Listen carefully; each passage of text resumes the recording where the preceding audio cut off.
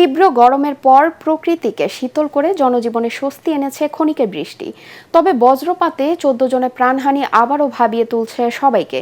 এতে আতঙ্কিত দেশের মানুষ। আবহাওয়াবিদরা জানান, বৈশ্বিক জলবায়ু পরিবর্তনের কারণে বেড়েছে বজ্রপাত।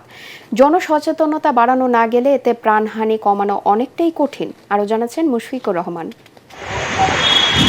তীব্র গরমের ভোগান্তির পর কিছুটা স্বস্তি মিলেছে বৃষ্টি নামায়। তবে একদিনেই বজ্রপাতে মৃত্যু হয়েছে 14 জনের। এতে আতঙ্ক ছড়িয়ে পড়েছে জনমনে। আমার ভাই বেড়াদার বা বাচ্চা ছাড়া এরা খেতে খামারে কাজ করে, হঠাৎ করে বৃষ্টি পড়লে বজ্রপাত পড়ে, তাদের জন্য একটা টেনশন থাকে, চিন্তা থাকে।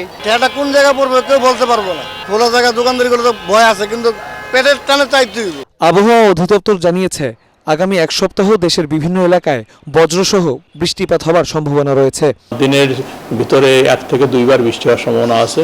আর এই সময় যেহেতু বৃষ্টি হবে, তাপমাত্রা অনেকটা কম থাকবে। এই সময়ের ভিতরে ওই ধরনের কোনো তাপদাহ হওয়ার সম্ভাবনা নেই। জলবায়ু পরিবর্তনের কারণে বজ্রপাতের প্রবণতা বেড়েছে বলে জানায় আবহাওয়া অফিস।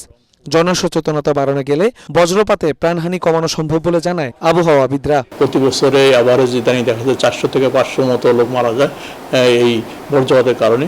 যখনই আমরা এই শব্দ শুনবো এবং বিদ্যুৎ চমকানো দেখবো, আমরা নিরাপদ স্থানে আশ্রয় নেব। আমরা ঘরের ভিতরে অবস্থান করার চেষ্টা করব, খোলা মাঠে কাজ করব না। এবং দেখা যাচ্ছে যে অনেক বাচ্চা কাচ্চা খোলা মাঠে ফুটবল খেলে, তারপর রাস্তায় পানিতে ভিজে, এবং কৃষকরা মাঠে কাজ করে।